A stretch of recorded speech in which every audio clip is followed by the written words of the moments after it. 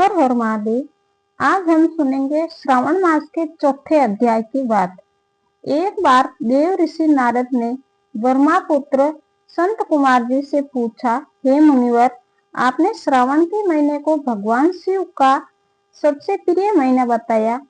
कृपया कर मुझे ये बताएं कि इस मास में किस कथा के श्रवण से या किस विधि से मनुष्य को शिव कृपा प्राप्ति होती है और इस मास की महिमा का रहस्य क्या है। संत कुमार जी मुस्कुराए और बोले, हे नारद, सावन का महीना साक्षात महादेव शिव का हृदय है।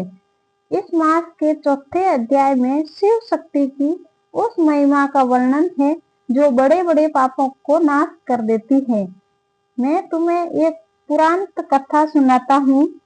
एक संस्कारी ब्राह्मण और उसका पुत्र रघुवीर प्राचीन काल में नर्मदा नदी के तट पर रघुवीर नाम का एक परम शिव भक्त ब्राह्मण रहते थे। वो नियम से महादेव जी की पूजा करते थे। उनका एक पुत्र था गुणनिधि। गुणनिधि बचपन से बहुत बुद्धिमान था, लेकिन कुसंगति में पड़कर वो जुआ, चोरी और अधर्म से के रास्ते पर चल पड़ा। उसने अपने पिता के संस्कारी मार्ग को छोड़ दिया। जब रघुवीर को अपने पुत्र के कुकर्मों का पता चला तो उन्होंने दुखी होकर उसे घर से निकाल दिया। अब गुणनिधि दर दर भटकने लगा। कई दिनों तक उसे भोजन नहीं मिला और वो भूख प्यास से व्याकुल हो गया। भटकते भटकते एक दिन गुणनिधि एक अनजाने नगर में पहुंचा। उस दिन सावन का सोमवार था। चारों तरफ हर हर महादेव की गूंज थी। भूखा प्यासा गुणनिधि एक शिवालय के पास जाकर बैठ गया। वहां भजन चल रहे थे और भगवान शिव की पूजा कर रहे थे और सावन मास की कथा सुन रहे थे। गुणनिधि का मन तो भोजन में था, लेकिन कथा के शब्द उनके कानों तक पड़ रहे थे। उसने सुना कि जो कोई सावन के महीने में महादेव को एक बेल पत्र या एक लोटा जल श्रद्धा से अर्पित करता है, शिवजी उसके सारे कष्ट हर लेते हैं। रात हो गई। मंदिर के सभी भक्त अपने अपने घर चले गए।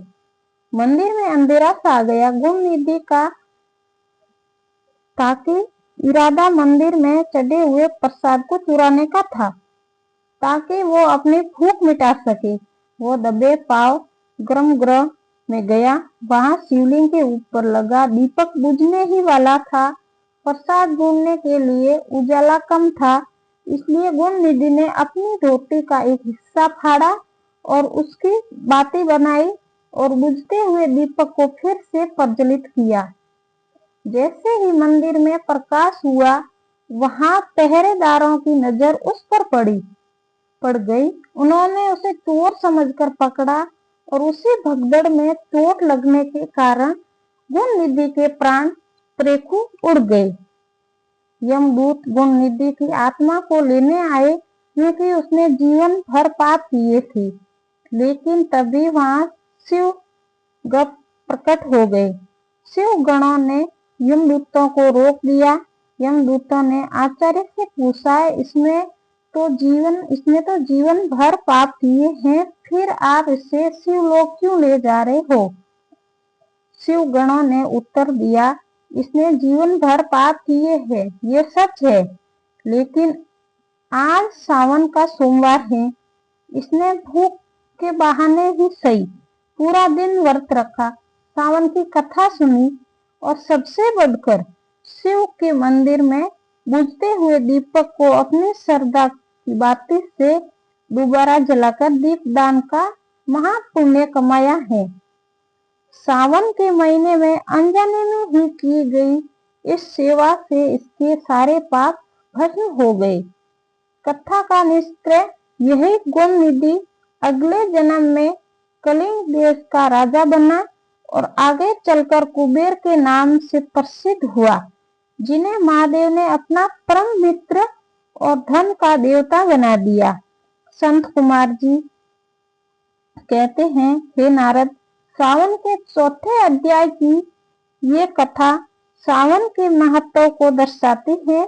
जो मनुष्य इस महीने में महादेव के सामने दीप जलाकर कथा सुनता है, उसके जीवन का अंधकार दूर हो जाता है।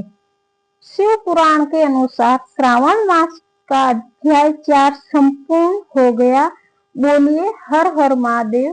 तो दोस्तों, आपको चौथे अध्याय की कहानी अच्छी लगी हो तो लाइक करें, शेयर करें और सब्सक्राइब करें और कमेंट में हर हर महादेव जरूर लिखें। हर हर महादेव।